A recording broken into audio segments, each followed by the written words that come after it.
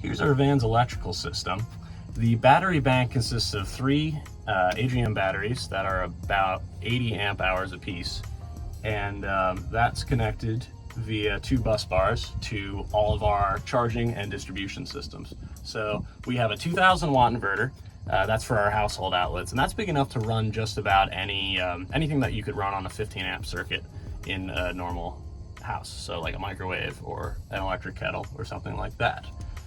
We also have the DC distribution panel, this little guy here, and that's for our little stuff like our lights and fan. That's anything running off of 12 volts. Over here is our Wanderer solar charge controller, and that's connected to our 4 100 watt solar panels on the roof for a total charging of 400 watts. We have a Samlex Power battery charger, and that's able to charge this battery system in about 12 hours, and we basically just use it like shore power by plugging it into a normal extension cord. And over here is the DC to DC battery charger that's connected to the alternator. So that allows us to charge these batteries, but if these batteries discharge, it does not allow us to drain the battery up front, so the van can still start. And underneath this here is the sealed and vented propane locker for our propane system.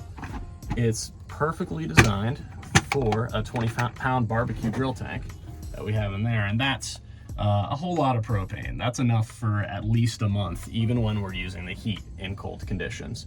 So that's sealed and vented through a 1-inch hole out the bottom of the van in case the regulator on the propane tank does leak. And that's distributed through this line that goes over to 2 propane valves over on the other side, and that has 1 high pressure and 1 low pressure line. The high pressure line going to our heater and the low pressure line going to our cooktop. Click here to watch the full van tour. We're also uploading our van build series showing how we built out this van for just $8,000. Subscribe and hit the bell to be notified when a new video drops.